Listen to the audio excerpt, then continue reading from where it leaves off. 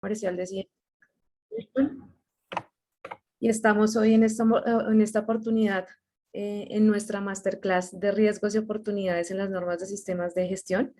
Es una clase organizada por CMD Certification, donde nuestro gerente general y experto en el tema, el ingeniero Alberto Guevara Valencia, nos profundizará sobre el concepto de riesgos y oportunidades en las normas de sistemas de gestión. Un tema que a todos nos compete, independientemente del cargo en el que estemos, si somos profesionales expertos en todo este tema de sistemas de gestión, pero que a lo largo del tiempo nos ha generado grandes expectativas y grandes dudas en cuanto a lo que es el sistema, el concepto como tal de riesgos y las oportunidades que hay al respecto. Entonces, le voy a dar la palabra al ingeniero Alberto. Les agradecemos mantener los micrófonos en silencio. Al final de la jornada vamos a dar un espacio para preguntas, para aclaración de dudas. Aquí por este mismo medio les voy a enviar el link de inscripción a esta sesión para que ustedes por favor nos indiquen sus datos. Solamente una vez deben registrarse para que al final les compartamos las memorias y asimismo a todas las personas que asistieron como tal a esta jornada les enviaremos su certificado de asistencia. ¿Listo? Entonces, sin más preámbulo, le doy la palabra al ingeniero. Bueno, Alejandra, muy bien. Muy buenos días. Muchísimas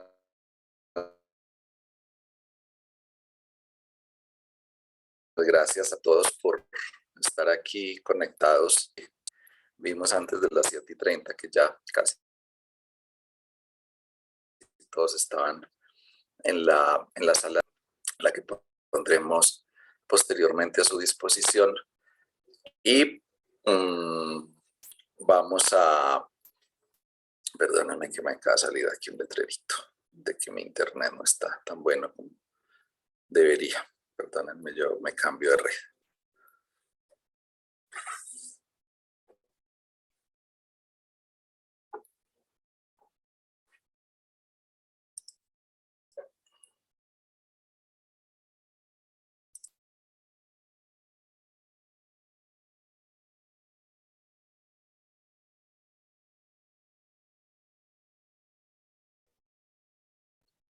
Bueno, muy bien.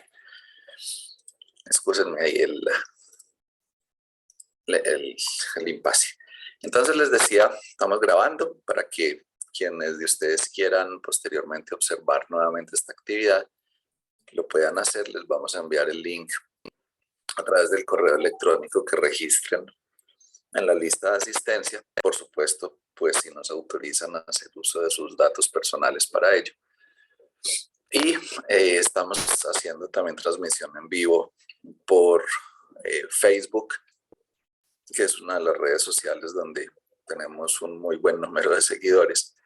Es decir, para si alguien tuviera alguna dificultad, pues basta con que se conecte en el Facebook Live, que también estamos transmitiendo en vivo en este momento. Bien, hoy vamos a abordar un tema súper interesante que tiene pues un poquitín de dificultad, tiene un poquito de líos de comprensión por parte de muchas personas y organizaciones, debido a que la definición, los conceptos de riesgos y oportunidades no están tan claramente definidos como uno quisiera. Y adicionalmente, esa definición ha tenido una serie de modificaciones en los últimos años. Entonces, cuando se cambia la definición básica de un concepto, pues es de esperarse que toda la teoría en torno a ese concepto pues cambie. Y eso es lo que nos ha ocurrido en los últimos años. Desde el año 2002, es decir, hace 20 años, empezamos con una serie de modificaciones, de cambios, de ajustes en los conceptos de riesgos. Y hoy, aunque todas las normas ISO para los sistemas de gestión abordan estos asuntos de los riesgos y oportunidades, a pesar de que los abordan, tienen incluso definiciones diferentes. Esas definiciones diferentes, pues entonces nos causan otras dificultades para su interpretación y su posterior aplicación. Entonces, en muchos casos las organizaciones se basan en la conformidad que declara el auditor o en la no conformidad que declara el auditor de su certificadora. Y eso pues no necesariamente es que el tema esté correcto. Un auditor declara una no conformidad cuando tiene suficiente claridad, certeza, evidencia objetiva de que existe como tal esta no conformidad, y entonces cuando existen dudas por parte del auditor o cuando la evidencia del posible incumplimiento no es tan clara, no se declaran no conformidades. Lo que quiere decir, lo que no quiere decir que si yo no tengo no conformidades es porque lo estoy haciendo de manera correcta. Ahí hay una gran diferencia. Muy bien. Eiber, Marisol, muchas gracias. Entonces, vamos a hablar hoy un poquito de historia de este tema de los riesgos y lo que hemos trascendido a riesgos y oportunidades. Vamos a hablar un poco del estado del arte actual. Se han venido, digamos, actualizando normas. Hace el 5 de agosto y es 24 de agosto.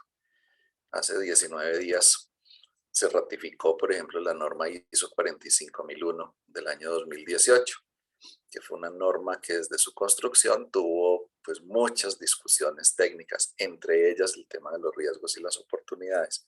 Tuvo un debate técnico sumamente interesante y la conclusión en los comités de ISO pues fue que no se esperara 5 años como ocurre, digamos, de forma ordinaria con todas las normas que se revisan cada 5 años.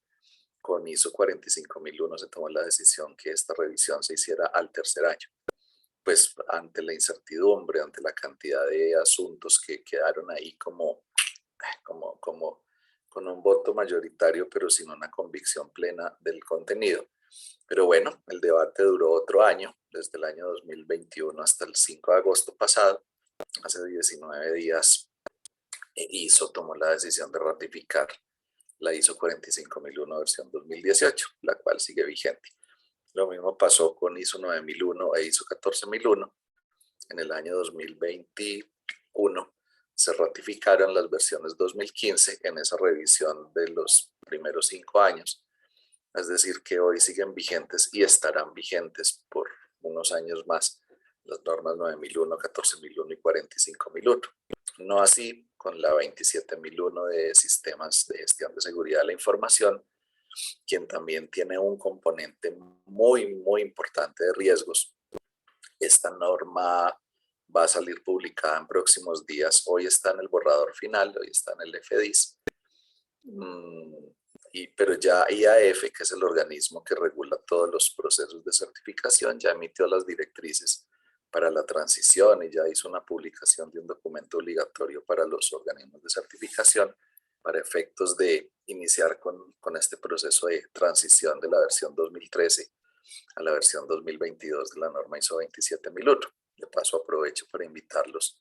El 1 de septiembre vamos a tener un seminario donde les vamos a contar esas actualizaciones que se esperan, pues las que están en el borrador final en el FDIS de la norma 27001. Muy bien, voy a proyectarles aquí, voy a mostrarles una presentación que preparamos para ustedes. Como les decía Alejandra, pues estamos un muy buen número de personas, lo cual pues me pone muy feliz. Pero por ese motivo no vamos a dejar los micrófonos abiertos, porque si hacemos muchas preguntas en el intermedio, pues es probable que no alcancemos a finalizar.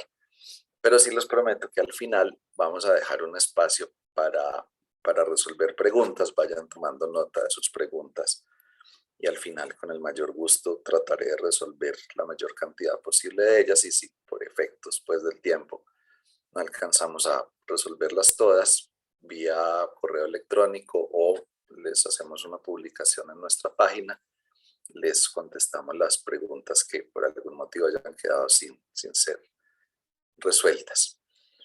Muy bien, entonces, ¿de dónde proviene todo esto? A mí me gusta mucho poner el ejemplo de la palabra calidad. Cuando yo empecé a estudiar asuntos relacionados con calidad, mm, este tema pues era pues, la norma ISO 9001, era quizá la primera norma de sistemas de gestión, quizá no, fue la primera norma de sistemas de gestión de ISO que se publicó, porque previo a ella habían otras normas de sistemas de gestión del Instituto Británico de Normalización y otras iniciativas locales, pero con estas características globales como una norma ISO, la primera fue ISO 9001. Y entonces entrar a entender qué es eso, qué es una norma para un sistema de gestión, pues requería de un análisis sumamente profundo, requería de incluso empezar por entender qué es un sistema de gestión. En ese entonces, en 1987, ni siquiera hablábamos de sistema de gestión, hablábamos de sistema de aseguramiento. Pero pues digamos que es el concepto primario del asunto que posteriormente evolucionó al concepto de los sistemas de gestión, haciendo uso de los conceptos de Bertalanffy y de la teoría general de sistemas. Hoy de hecho hay otro debate global sumamente interesante. Yo de hecho dirijo un par de grupos de investigación en universidades y en uno de los grupos de investigación estamos abordando asuntos claves de esa teoría general de sistemas, porque hoy hay un conflicto entre las normas ISO. Algunas hablan de que hay un único sistema de gestión que aborda muchas materias de estudio y hay otras normas que hablan de varios sistemas de gestión, cada uno con una especialidad. Entonces hay un sistema de gestión ambiental independiente del sistema de gestión de la calidad, lo cual pues claramente se sustenta en que son normas diferentes, el modelo que existe para uno de ellos, para cada uno de ellos, y recurriendo a esa teoría general de sistemas, pues tiene una explicación lógica y clara. Pero bueno, digamos que ese no es el tema. El tema es que cuando nos sentamos a estudiar sobre calidad, una de las primeras preguntas es, ¿qué es calidad? ¿Qué es calidad? Y entonces seguramente el profesor, quienes hayan estudiado estos temas con ese nivel de precisión, su profesor en su momento les dijo que calidad es una palabra en español, como quality en inglés. Es una palabra que tiene sus orígenes en el latín qualitas, que significa características o propiedades de algo. Entonces empiezan a entender el concepto de que calidad son las características de algo que lo hacen apto para el uso, por ejemplo. O sea que calidad no es un adjetivo, calidad es la sumatoria o el contenido de características que tiene algo que lo hacen o no apto para el uso. Entonces, ahí empieza uno a entender esos conceptos y resulta mucho más sencillo entender estas metodologías cuando comprendemos el término desde su origen. ¿Qué pasa con riesgo? La palabra riesgo, si nos metemos a un diccionario etimológico, no, Lorena, no estoy presentando, ya en unos minutos pongo la presentación. Si nos centramos en un diccionario de esos de etimología, la palabra riesgo, de dónde proviene, no la encontramos. Y entonces simplemente nos remite a que un autor por allá, hace yo no sé cuántos años, dijo que la palabra riesgo provenía de yo no sé qué idioma, de una palabra que significaba algo que corta. Bueno, pues tiene su lógica. Pero seguimos leyendo y nos dice que otro autor por allá, en otro momento, dijo que riesgo proviene de otra palabra que creo que es risco, que significa un montículo de piedra en el mar, donde los navegantes de los barcos pues sabían que acercar su barco a un montículo de piedra pues le rompe el barco y se hunde. Entonces representa un peligro para la navegación y para el propósito buscado, además de que puede generarle daños a su equipo. Entonces no hay un consenso, no hay una definición precisa etimológica de la palabra riesgo. Y pues desafortunadamente por eso varios autores se han tomado la licencia, se han tomado el permiso de modificar el concepto. Y pues como no hay una etimología clara Entonces a un autor se le da por ponerle una definición y a otro autor se le da por ponerle otra definición.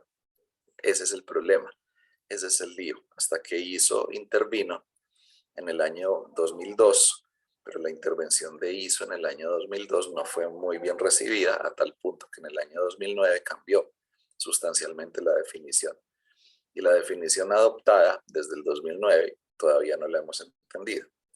O sea que el tema no está tan fácil, porque así desde el 2009 hasta el 2022 que estamos, que han transcurrido, esos son 13 años. En estos últimos 13 años hay una definición que se ha difundido por parte de ISO y es parte de yo diría que todas las normas de sistemas de gestión publicadas después del 2012, porque recuerden ustedes que hace 10 años, en el 2012, se publicó un anexo denominado SL, que conocemos más como estructura de alto nivel. El anexo SL de las normas ISO e IEC es el que contiene la tabla de contenido y el contenido mínimo de todas las normas de sistemas de gestión. Y dentro de ese, pues en su capítulo 3 dice cuál es la definición de riesgo y esa definición pues se pasa de norma en norma. Llevamos 10 años con estas normas, con esta definición y desde el 2009 con la definición promulgada, pero no la hemos aún comprendido de forma correcta y su aplicación ha sido terriblemente limitada. Pero entonces, conceptualmente, ¿de dónde salió? Porque sí hay una solución, aunque la definición no sea tan clara, aunque la palabra oportunidades tenga dos definiciones diferentes dependiendo de la norma que estemos abordando.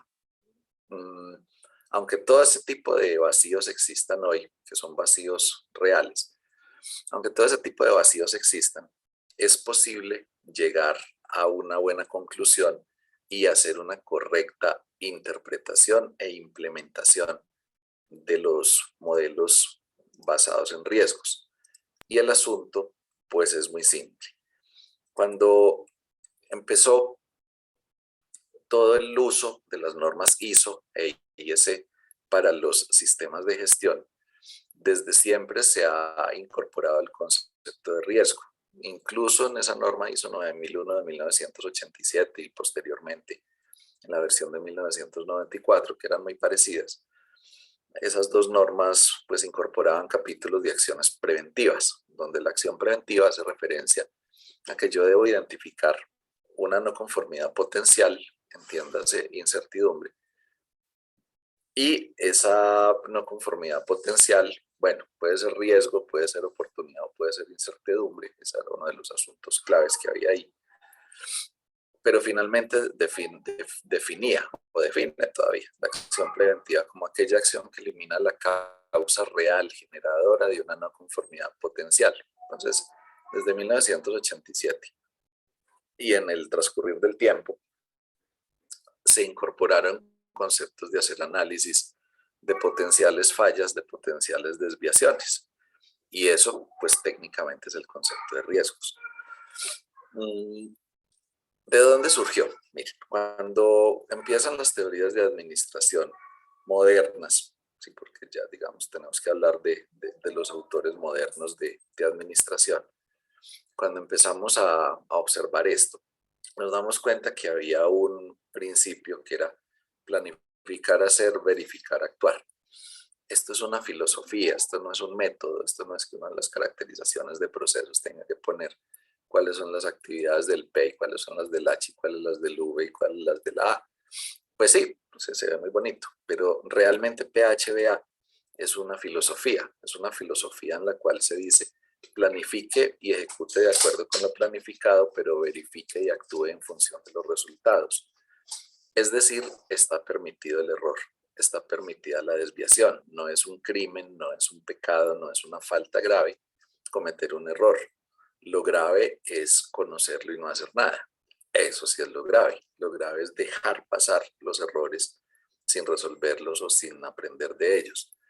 Entonces, pues este método PHBA esta filosofía PHBA en su momento, pues nos daba luces y orientaciones de que hay que hacer una correcta planificación, hay que tratar de ejecutar las cosas de acuerdo con lo planificado, hay que verificar y hay que actuar en consecuencia. Pero cuando uno por primera vez escucha ese tema, se da cuenta que el PHBA es más o menos como esa carretera de ese señor que va caminando por ahí, donde todo es simple, donde todo es, vamos caminando con una temperatura ideal y a una hora del día ideal en la que ya ni siquiera mucho calor hay.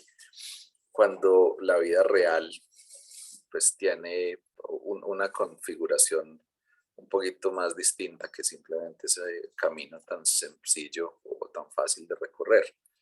La vida real en las personas y en las organizaciones pues tiene una configuración como esta. Y entonces, cuando yo me siento a planificar sin imaginarme los posibles obstáculos que se pueden presentar, pues entonces simplemente hago un plan ahí muy sencillo. Y diversas organizaciones se han sentado a estudiar realmente qué cantidad de lo planificado se logra. El PMI, por ejemplo, el Project Management Institute, hace un análisis y lo hace recurrentemente. Y en los más recientes ha publicado que el máximo, el 50% de los proyectos se desarrollan en el tiempo previsto. 50% de los proyectos se desarrollan en el tiempo previsto. Y el otro 50% más se demoran más tiempo de lo previsto.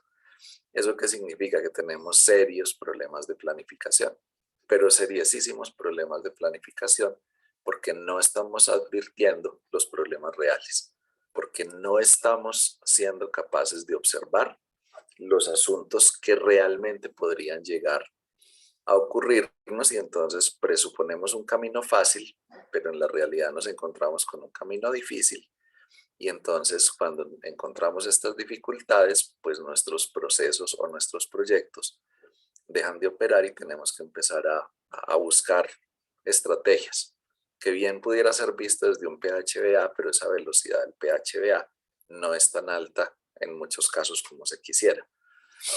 Desde el punto de vista de proyectos, entonces para el sector del software, por ejemplo, se idearon unas metodologías mucho más cortas, de menor duración, donde se hace un análisis mucho más en detalle de realmente qué tiene que ir primero que lo otro y se empieza a trabajar en paralelo mediante el uso de personas muy capaces, muy motivadas, haciendo trabajos muy cortos que se llaman sprints y el modelo o el método se llama Scrum y a eso se denominan metodologías ágiles de proyectos, lo que está hoy en pleno furor. Incluso las grandes firmas auditoras alrededor del mundo, financieras, las 5 grandes firmas financieras auditoras en el mundo, ya han incorporado modelos de auditorías ágiles.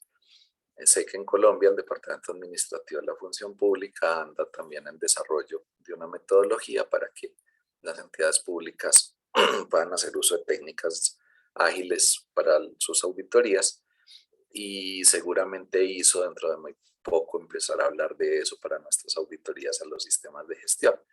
Pero realmente el propósito es mejorar la planificación, mejorar los esquemas de planificación para que se logren los resultados. Finalmente eso es lo que nos interesa. Entonces, claro, pensando en eso, a alguien se le ocurrió, pues miren, tenemos que incorporar dentro del PHBA, dentro de la fase del planificar, debemos incorporar barreras, obstáculos posibles. Tenemos que incorporar cualquier tipo de elemento que nos retrase o nos genere restricciones. Teoría de restricciones, bueno, entonces un montón de modelos que han ido surgiendo con los años. Y entonces, al poder visualizar las restricciones, al poder visualizar los obstáculos que podrían llegar a presentarse, pues entonces yo voy a tomar acciones de mitigación o de prevención, de tal manera que tenga una mayor probabilidad de alcanzar el objetivo en el tiempo previsto. Y a ese concepto, pues cuando se incorporó, se le denominó riesgo. Entonces, la primera definición que aparece en los libros del término riesgo es evento indeseable con potencial de daño. Es decir, siempre, hasta el 2002, todas las teorías de riesgos giraron en torno a que el riesgo era un asunto negativo. Y entonces siempre se dijo, tenemos que ser capaces de identificar los eventos indeseables que puedan tener algún grado o potencialidad de daño y tenemos que abordarlos. Entonces empezaron organizaciones muy prestigiosas alrededor del mundo a utilizar este tipo de metodologías, como por ejemplo la NASA empezó a utilizarla en la década de 1960, cuando estaban en esa presión tan fuerte ejercida por el propio gobierno norteamericano.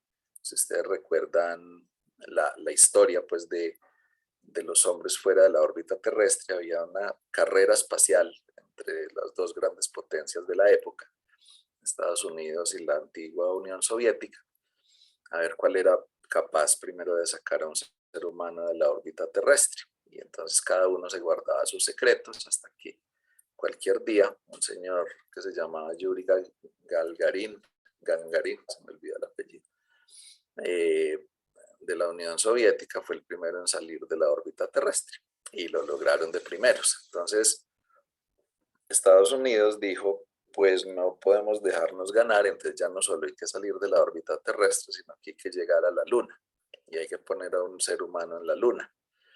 Y se dieron en esa labor y por supuesto pues que una tarea de esas, una campaña de esas, está llena de riesgos, porque sobre todo hay muchísimas cosas que ni siquiera se sabe cómo va a funcionar.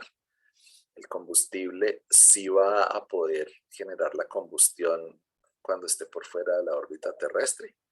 ¿Será que el motor ese de 4 tiempos sí genera la chispa y la explosión por allá afuera, cuando seguramente ni siquiera hay oxígeno? ¿Y será que la ausencia de gravedad va a afectar la estructura de esa nave? ¿Y será que el no tener la cantidad de oxígeno suficiente me va a hacer implosionar, o sea, como a chuparse pues la nave espacial? ¿Y será que se nos va a morir de hambre la gente que está por allá y se les van a dañar los alimentos? Y su función corporal fisiológica, ¿cómo va a funcionar eso por allá? Imagínense todas las preguntas que se tenían, sobre las cuales no había una respuesta. Y entonces el método de riesgos fue el que permitió que se pudiera centrar la atención sobre aquellos asuntos mucho más significativos. La NASA desarrolló entonces un primer modelo que se llamó Análisis de Modo y Efecto de Falla, el AMEF. El AMEF, Análisis de Modo y Efecto de Falla, que hoy sigue siendo un método utilizado y de los mejores métodos. El AMEF básicamente lo que busca es al analizar un proceso en cada una de sus fases, en cada una de sus etapas. Al analizar ese proceso, hay que buscar el modo por el cual podría fallar, o sea, la causa de una posible falla, de una eventual falla. Y luego el efecto que eso causaría sobre la persona, el equipo, la infraestructura, los activos, el combustible, la comida, o sea, sobre cada factor. Y entonces, ¡fum!, ese método se empezó a aplicar con orientaciones específicas hacia los equipos y entonces se desarrolló un método HACCP, y hacia los alimentos y desarrollaron el método HACCP, que hoy sigue siendo aplicable en toda la industria de los alimentos y farmacéutica. Pero no es exclusiva para ellos, cualquier organización puede utilizar HACCP, que es uno de los mejores métodos de análisis de riesgos que existe desde mi punto de vista. Y ese desarrollo que se hizo allí, pues permitió finalmente identificar cuáles eran las variables críticas y en dónde era necesario reforzar los procesos, las infraestructuras, la salud de las personas y todas las medidas de prevención y todas las medidas de mitigación, o sea, cómo prevengo el fallo, pero también si se presenta, cómo hago para que no sea tan grave.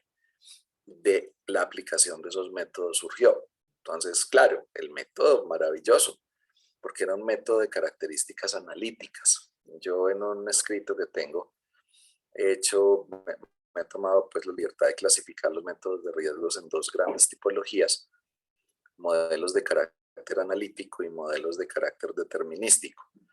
Los modelos analíticos son aquellos en los cuales uno analiza etapa por etapa el proceso y en cada una de ellas, sin descartar nada, identifica los posibles hechos inciertos, todo lo potencial, identificando la causa que lo genera y el efecto que produce.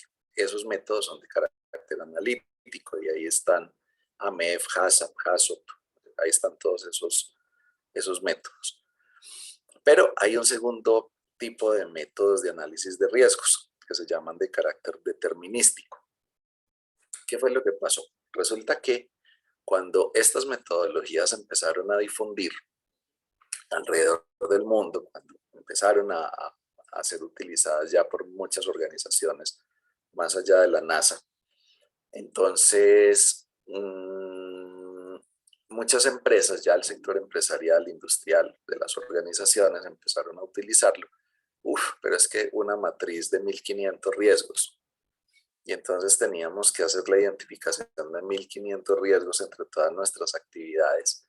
Y claro, el método hace una valoración, determina un nivel de riesgo, determina un valor, una cuantía. Pero entonces, de esos 1500 había que hacer 1500 estimaciones de probabilidad y había que hacer 1500 estimaciones de impacto o de consecuencia. Y luego había que multiplicar esas dos cosas o asociarlas de alguna forma, la probabilidad con el impacto. Y de ahí obtener un valor que se denominó en principio nivel de riesgo. Y luego entonces los que quedaran más altos, pues sobre esos priorizábamos las acciones y los que quedaran más bajitos, pues siguen siendo riesgos, pero su nivel no es tan significativo, entonces los podemos dejar pues como para después. Vamos a centrarle nuestra atención en los primeros. Aunque ese método lo hace, de hecho eso es lo que hace HACCP, eso es lo que hace AMEF, centrarse en los puntos críticos. A pesar de que se simplificaba de 1500 a 40, pues igual esos 40 era un buen número, lo que pasa es que estaba priorizado. A alguien se le ocurrió que es que ese método es muy complejo y entonces yo en mi organización, mientras identifico 1500 riesgos, pues se me va un año. Y cuando yo termino la matriz, pues ya esa matriz está desactualizada porque los primeros datos fueron de hace un año y eso o ya se materializó o ya eso se resolvió.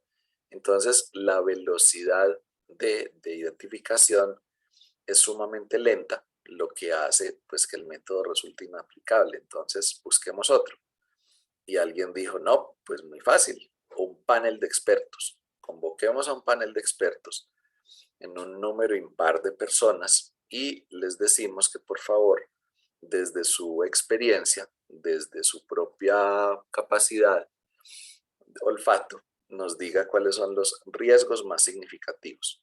Entonces, pues nos basamos y le creemos a los expertos y a través de lluvias de ideas llegamos a que no vamos a llegar a 1500, sino de pronto a los 40 críticos, si es que son lo suficientemente expertos y logran ellos de una forma intuitiva identificar los 40.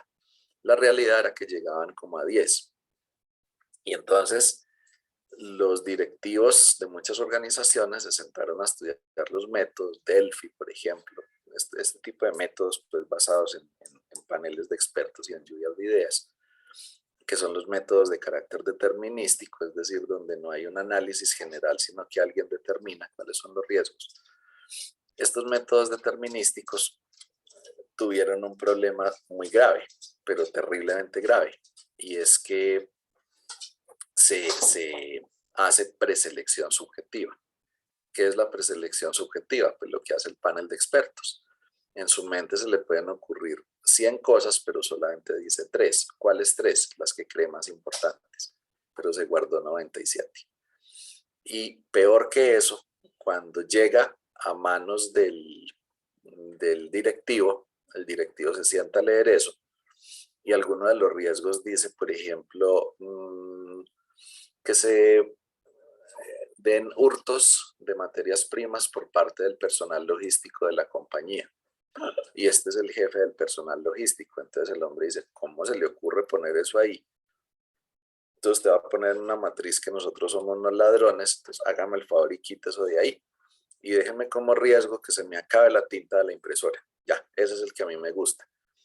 Claro, porque como el método permitía la preselección subjetiva, pues entonces el jefe, que también es un experto, pues decía, yo no estoy en contra del método porque estoy participando como un experto y a mí me parece que ese riesgo no va, Entonces sale, lo quitamos de la matriz. Y al quitarlo de la matriz nos quedaron unas matrices de 5 riesgos, que ninguno dice nada, que ninguno sirve para nada y que ninguno genera mejoramiento. Pero las matrices se ven muy bonitas. Y entonces empezó a surgir ahí una inquietud y decían, pero es que si yo identifico 10 o 40 o 1500 riesgos, ¿por qué no le damos fortaleza a eso de la valoración de la probabilidad? Entonces surgió una segunda definición de riesgos por parte de los autores. Y dijeron, vean, ¿sabe qué? Riesgo no es el evento indeseable con potencial de daño. Es la posibilidad de que esto ocurra. Miércoles, entonces ya el riesgo dejó de ser un evento y se convirtió en un número. Porque salvo pues que usted le haga una interpretación desde una óptica humanista, la posibilidad pues tiene una definición cualitativa, pero si uno lo mira con ojos de ingeniero, la posibilidad hace referencia digamos, al evento directamente relacionado con la probabilidad, están íntimamente ligados. Y la probabilidad es un número que varía entre 0 y 1, técnicamente. Entonces, dependiendo del enfoque que se use, si utilizamos un enfoque de carácter cualitativo, pues la posibilidad se vuelve terriblemente complejo. ¿Por qué? Porque si yo le digo, deme un ejemplo de un riesgo con esta definición, posibilidad de ocurrencia de un hecho indeseable que afecte los resultados. Deme un ejemplo, pero mire la definición, posibilidad de ocurrencia de un hecho indeseable. Deme un ejemplo. Que se me pierda la información del servidor. Bueno, entonces le voy a debatir eso. Que se me pierda la información del servidor es un hecho indeseable.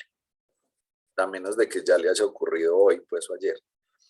Bueno, y aunque le haya ocurrido, sigue siendo un hecho indeseable, pero que se me pierda la información es un hecho indeseable. Pero dígame usted cuál es la posibilidad. O sea, explíqueme con palabras, descríbame con palabras qué es la posibilidad de ocurrencia de que se me pierda la información del servidor. Termíneme la definición para que podamos entender qué es un riesgo. A lo cual no hubo respuesta. Pues las respuestas hablaban de otros hechos indeseables. Allí se empezó a generar el primer debate.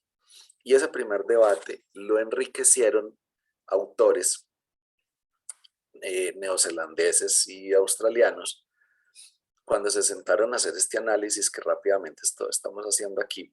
Decían, claro, es que el tema de los riesgos no es las posibilidades, porque la posibilidad está íntimamente ligada a la probabilidad y es un número. Entonces yo tendría que decir que hay un evento incierto o un hecho indeseable que se refiere a que se me pierda la información del servidor. ¿Cuál es la probabilidad de que esto ocurra? Bueno, pues miremos entonces copias de seguridad, protecciones, cortafuegos, tecnología, acceso. O sea, miremos todo ese contexto, todo ese tema. Y entonces miremos cuál es la probabilidad real de que esto ocurra y entonces decimos baja, media o alta. Y entonces podemos decir que el riesgo es bajo. El riesgo asociado a la pérdida de información es bajo, pero solamente lo estábamos mirando desde el punto de vista de la probabilidad. Miren cómo se empezó a complejizar esto. Entonces, claro, cuando esto se dio, los australianos y neozelandeses dijeron, pero es que no es solo la probabilidad.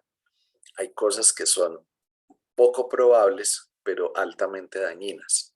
O sea, hay cosas que pueden generar un daño realmente significativo. Y entonces la definición más apropiada del término riesgo debe ser combinar la probabilidad y el impacto que están asociados al evento indeseable. Miren cómo se fue modificando el tema, cómo se fue cambiando. Entonces empezamos que el riesgo era el evento. Luego dijimos, no es el evento, es la probabilidad o la posibilidad. Como eso no lo entendimos, entonces dijimos, no, entonces mejor riesgo es la combinación entre la probabilidad y el impacto. Entonces de ahí surgió que riesgo efectivamente es un número. La probabilidad es un número que va entre 0 y 1, donde 0 es imposible y 1 es inminente.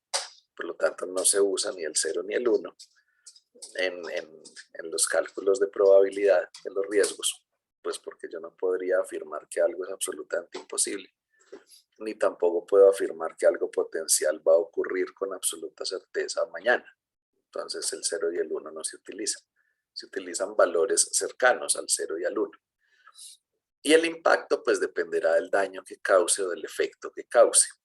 Porque entonces aquí, cuando se sentaron a analizar esto, concluyeron que no estábamos hablando del impacto solo negativo, sino que había riesgo positivo.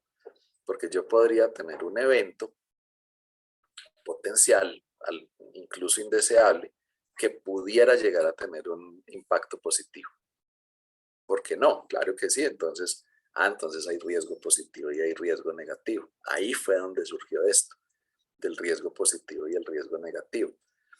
Pero entonces los autores de esto dijeron, claro, entonces mire, como riesgo es un número, si nosotros no tenemos en cuenta ningún control o ninguna actividad, el valor que obtenemos del riesgo se llama riesgo total o riesgo inherente. Pero cuando consideramos las acciones de mitigación o de prevención que hoy se hacen, pues entonces eso reduce un poquito la probabilidad o reduce un poquito el impacto.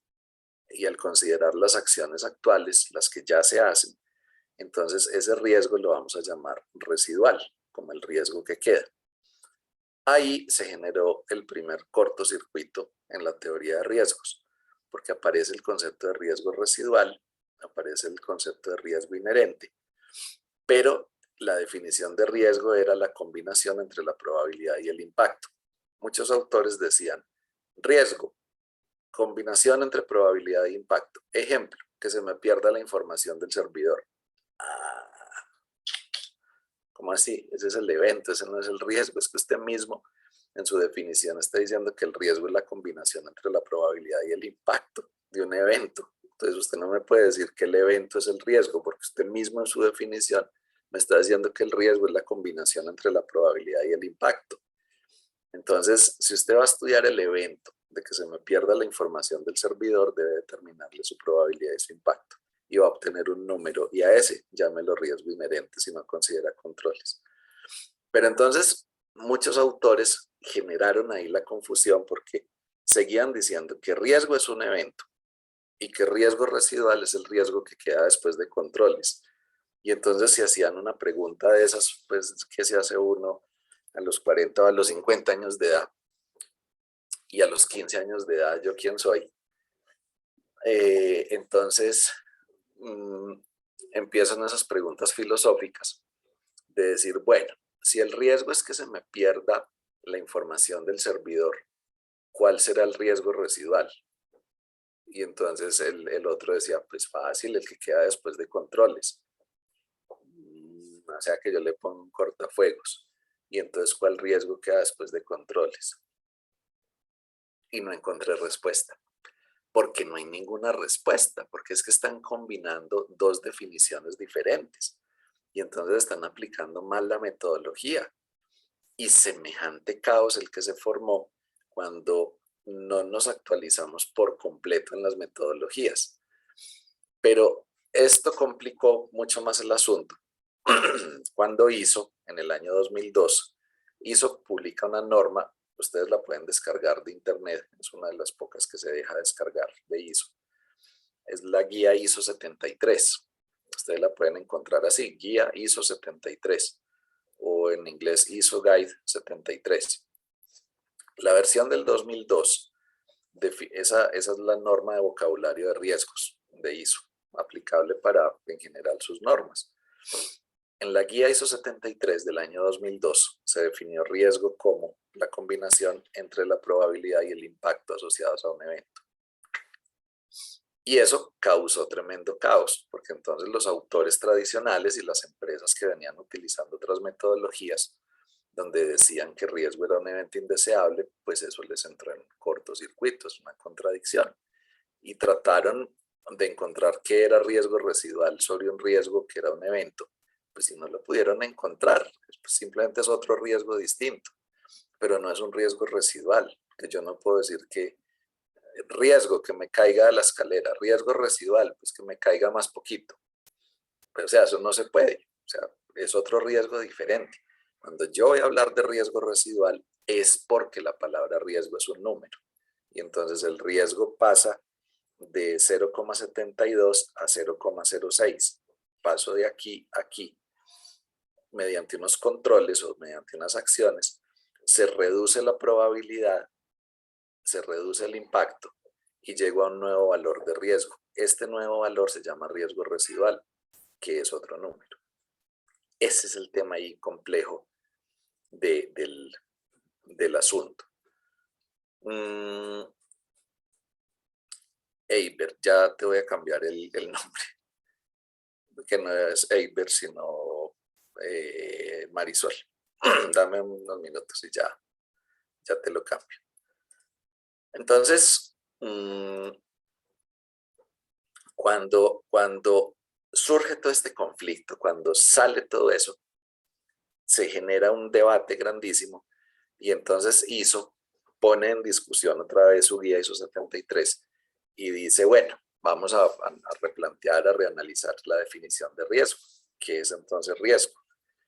Que no, que mire ISO, que eso de la combinación entre la probabilidad y el impacto, la gente no lo ha entendido porque no se ha podido desprender de la definición anterior de que riesgo es un evento indeseable.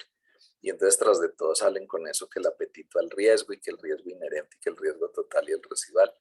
La gente no ha logrado captarla, la gente no ha logrado aplicar eso. Es posible que uno lo entienda aquí en 5 minutos. El reto que les pongo es, si lo quieren hacer, vayan y hagan ajustes cuando salgan de esta clase y se van a encontrar pues con algunas dificultades, por eso la grabación de la clase, para que internamente hagan los cambios en las estructuras pertinentes y de esa manera puedan adecuarse a las definiciones que hay en las normas. Pero no es una tarea tan sencilla. Inició el debate y entonces ISO decía, bueno, entonces, a ver, analicemos pues, ¿para qué son los riesgos? O sea, vamos a mirar esto de fondo, vamos a mirar esto, vamos a resolver este problema de una vez, porque versión 2002 dice que riesgo es la combinación entre la probabilidad y el impacto. Vamos a mirar esto de fondo, a ver, expertos del mundo, ¿para qué sirve el riesgo? No qué es, no me diga qué es, dígame para qué sirve el riesgo. Entonces le dijeron, ISO, el riesgo sirve para minimizar la posibilidad o la probabilidad de incumplir objetivos. ¿Y por qué me dice eso? Porque ese fue el concepto de la NASA. La NASA tenía un objetivo y era poner a un hombre o una mujer en la luna y que no se muriera, que llegara vivo y que pudiera regresar. Entonces, el objetivo fundamental era poder llegar hasta el satélite, poder bajarse de la nave, caminar y volver con vida otra vez al planeta Tierra. Ese es el objetivo. Entonces, cualquier cosa que suceda que me impida ese objetivo, yo lo voy a abordar como un riesgo. Pero, obviamente, voy a tener un universo muy grande de riesgos y debo seleccionar aquellos que sean los de mayor impacto, los de mayor incidencia. Y eso resulta de combinar la probabilidad y el efecto que puede llegar a tener. Entonces, el método me permite establecer sobre cuáles hacer intervenciones. Pero en resumen, el riesgo es para incrementar nuestra capacidad de alcanzar objetivos.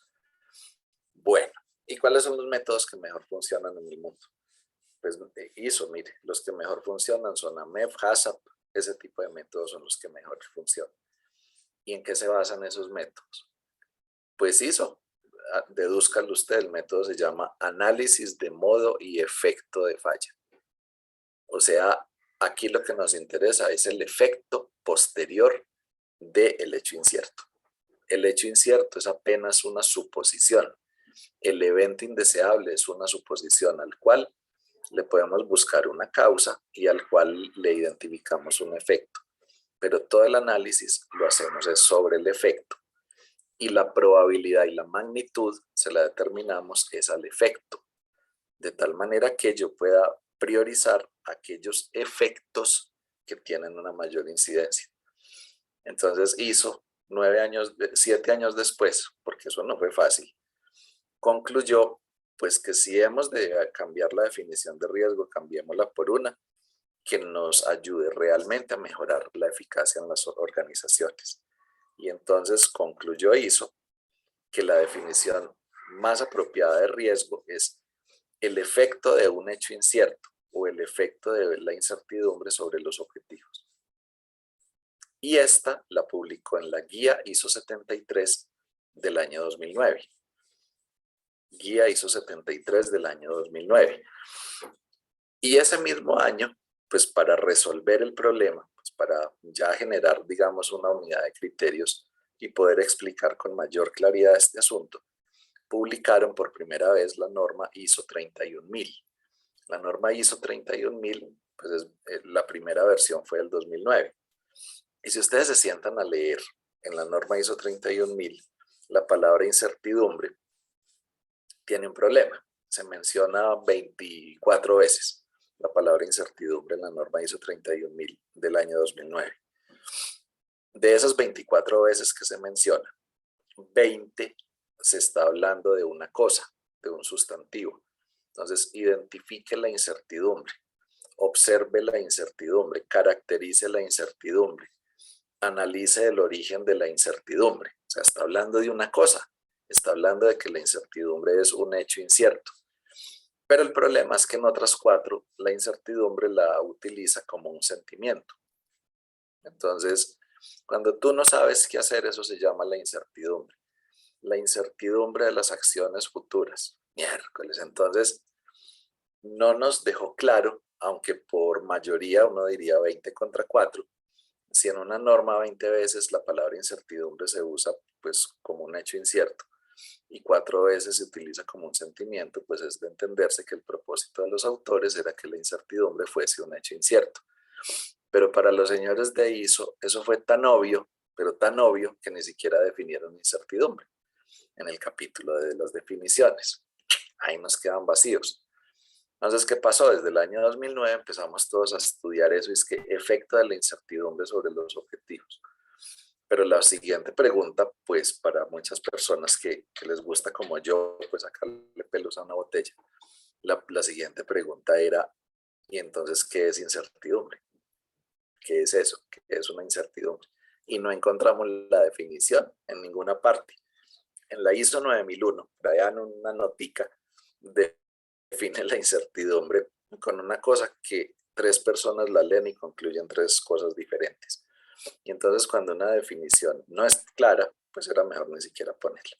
Pero esas cosas pasan cuando no se tiene el concepto tan claro. Es que las normas ISO no las hace ningún autor. Las normas ISO son consensos globales y tienen errores. Y esos errores se dan precisamente porque hay unas votaciones y lo que la mayoría diga, eso queda ahí. Y si no hay algo absolutamente contradictorio, así queda la norma. Entonces, cuando uno lee una norma ISO, tiene que saber que hay cosas que están escritas ahí que tienen otro sentido y que tenemos que interpretar de otra forma. Eso no se puede hacer una lectura tan literal de las normas ISO, sino una lectura mucho más en la generalidad. Paralelamente, entonces, bueno, paralelamente no, al año siguiente, la Comisión Electrotécnica Internacional, IEC, que es una organización muy amiga de ISO, que también elabora normas. De hecho, hay normas conjuntas entre ISO e IEC. Por ejemplo, la 27001 de Sistemas de Gestión de Seguridad de la Información es una norma ISO-IEC. La IEC publicó un año después, en el 2010, otra norma que se llama IEC 31010. Y la IEC 31010 es una norma que compila métodos de análisis de riesgos. Buenísimo, pero tampoco define incertidumbre. Y entonces empezaron a pasar los años. En el 2012 se publica el anexo SL de las normas ISO e IEC y se pone en el anexo SL que la definición de riesgo es el efecto de la incertidumbre sobre los objetivos. Y se suponía que todo el mundo la había entendido, pero no es cierto. La gente no la entendió. Y hoy es el momento en que estoy seguro que un porcentaje muy alto de organizaciones no han entendido ese concepto. Entonces, en el año 2018 se publicó la primera actualización de ISO 31000, tratando de ajustar algunos temas, tratando de volverla un poco más políticas que directrices, para darle un poco más de libertad a las organizaciones de utilizar diversos métodos, para no obligarlos a utilizar métodos particulares. Adicionalmente, Porque la primera norma de sistemas de gestión que se publicó con estructura de alto nivel fue la de sistemas de gestión de seguridad vial, la ISO 39001, que fue precisamente en el año 2012, incorporó el tema de los riesgos, pero lo hace de una manera pues, bien general. Hoy pues le hacemos una mejor interpretación, pero en su momento eso generó una confusión espantosa. Y luego empezaron a publicarse otras normas. Las más sonadas, 9001 y 14001, se publicaron el mismo día, el 15 de octubre del año 2015.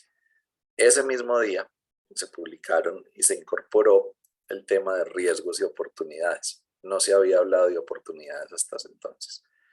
Entonces se incorporó ese concepto, pero con un asunto que generó gran confusión.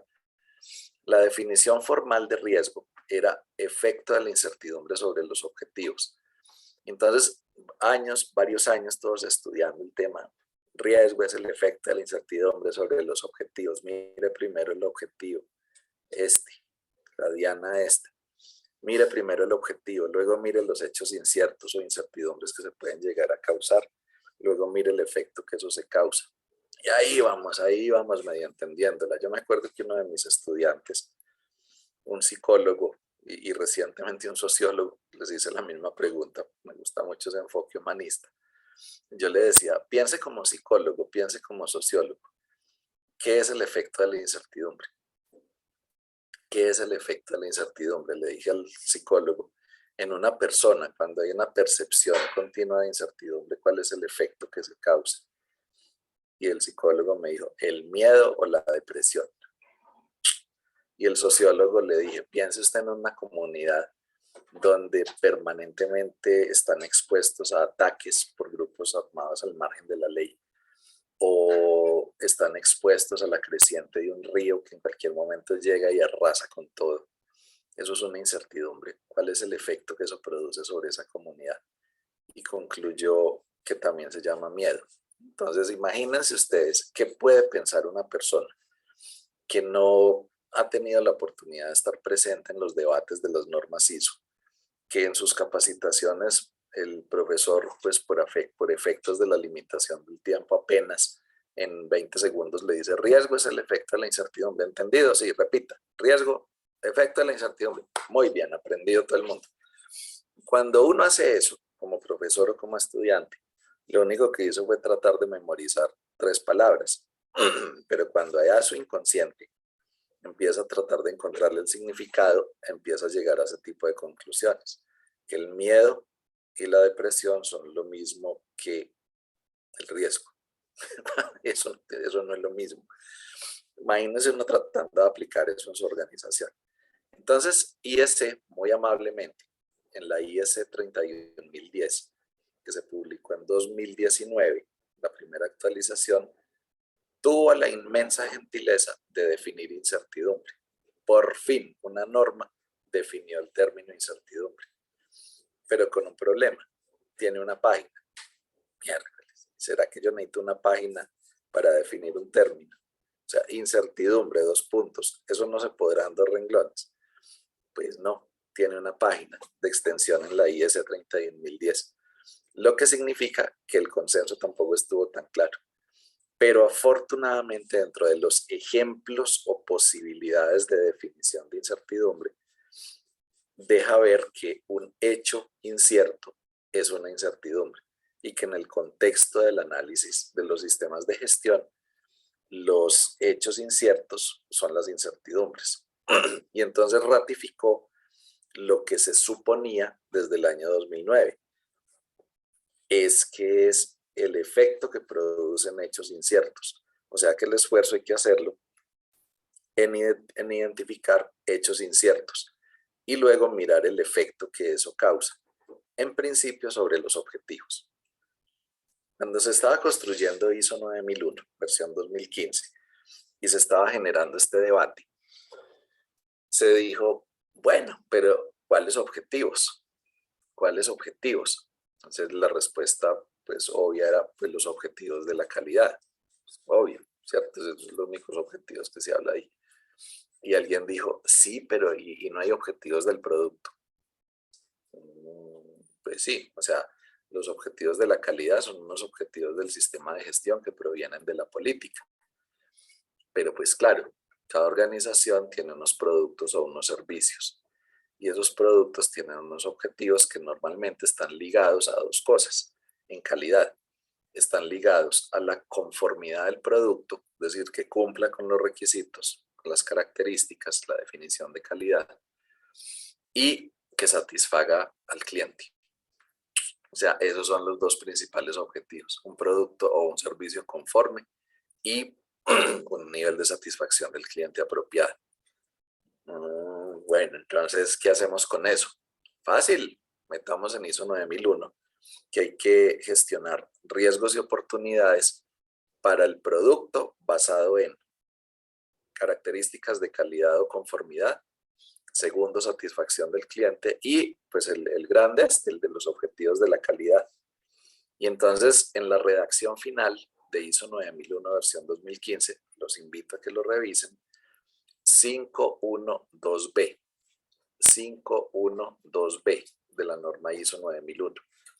¿Qué dice el 512B? Eso está dentro del capítulo de enfoque al cliente y dentro del 5 de la alta dirección. Entonces está haciendo referencia a que es desde la alta dirección que debe provenir una iniciativa, una obligación de tener un enfoque al cliente y en el 512B dice que la organización debe identificar y gestionar riesgos y oportunidades asociados a la conformidad del producto y los riesgos y oportunidades asociados a la satisfacción del cliente. Y en el 6.1 habla de los riesgos y oportunidades asociados a los objetivos. O sea, que tenemos 3 tipos de riesgos y 3 tipos de oportunidades diferentes en ISO 9001. Eso lo dice la norma y eso lo dice desde el año 2015. Eso no me lo acabo de inventar yo hoy. Vaya, miren en el 512B de la ISO 9001-2015 y verán que eso es un requisito. Eso debe hacerse. Entonces, en esa norma se dijo, no, entonces no dejemos esta definición de efecto de la incertidumbre sobre los objetivos, sino efecto de la incertidumbre. Así que no me quede orientado solo hacia los objetivos, sino que me quede orientado de manera general hacia todos los requisitos de riesgos que la norma pide. O sea que el riesgo hace referencia al efecto de los hechos inciertos o de las incertidumbres sobre, primero, la conformidad del producto, segundo, la satisfacción del cliente y tercero, el cumplimiento de los objetivos de la calidad. ¿Quieren una diferencia entre conformidad del producto y satisfacción del cliente? Para los que se estén preguntando, ¿y qué diferencia tiene eso ahí? Les voy a dar un ejemplito rapidito. Les voy a dar un ejemplito rapidito. Resulta que usted tiene un hijo pequeño en el colegio y entonces lo inscribe al servicio de transporte escolar. Entonces, hoy a las 10 de la mañana pasa la ruta haciendo el recorrido. Entonces, llegan a su casa, le timbran, le dicen buenos días, mire, nosotros somos la ruta del colegio que va a empezar a recoger a su hijo mañana. Este es el bus y usted sale y vio un bus que parece como de uniforme camuflado del ejército. O sea, usted vio una cosa de todos los colores, lleno de masilla por todas partes. Evidentemente sufrió un accidente terrible hace poquito y entonces no lo han terminado de pintar y está con parches. Y adicionalmente usted ve que por donde le salen el exhausto, pues el tubo de evacuación de gases, eso está re negro, ese tubo ahí y la pintura está re negra ahí. Entonces usted se queda mirando ese bus y le dice a la persona que lo contacta, le dice, venga, y ese bus está en buenas condiciones, que yo voy a montar a mi hijo en esa cafetera, en esa cosa que usted me está mostrando ahí. Y ella es una monitora y le dice, claro, por supuesto, ¿cuándo? Venga, páseme el certificado de revisión técnico-mecánica. El conductor le muestra un certificado de revisión técnico-mecánica de ayer y ahí dice que cumple. O sea, ese bus frena, acelera, tiene luces, las emisiones de gases seguramente ya las corrigieron. Y pues sí, tuvo un golpecito ahí que nos dimos, pero ya fíjese que ya está arregladito. el producto o el servicio de transporte se va a prestar en un vehículo que es conforme con los requisitos. Es decir, ¿cuáles son los requisitos de conformidad de un bus? Pues cuando usted va y lo busca, entonces dice que debe tener cinturones de seguridad en cada silla, ahí están los cinturones de seguridad. El conductor debe tener licencia de conducción. El vehículo tiene que tener todos sus papeles al día, incluido una revisión técnico-mecánica y de gases vigente, y adicionalmente las inspecciones preoperacionales, y todo eso está ahí. O sea, el producto es conforme. Sin embargo, dígame cada uno de ustedes con qué confianza va a montar su hijo en la cosa. Esa es la satisfacción del cliente. Usted puede ir a un restaurante y pedir, su nutricionista le manda una dieta y la dieta le dice, vamos a almorzar proteína y vegetales. Todos los miércoles usted va a almorzar proteína y vegetales. Proteína y vegetales. Entonces usted se va para el restaurante y dice, venga, yo quiero un almuerzo que tenga proteína y vegetales. Y el mesero le dice, perfecto, chef, necesito el super plato aquí para mi cliente favorito, proteína y vegetales. Entonces le traen un plato en el que la mitad es un hígado. ¿Les gusta la pajarilla? No, eso debe ser hasta rico. Y los vegetales son brócoli, coliflor, lechuga, zanahoria y cebolla viva. Ese producto es conforme con las especificaciones. Es decir, frente a la conformidad del producto, creo que no hay nada que decir. Ahora díganme algunos de ustedes la satisfacción del cliente. Esa es la diferencia. Muy bien. Y luego, cuando estaban construyendo la norma ISO 14001, cuando estaban haciendo ISO 14001, dijeron, bueno, nos pasa algo similar.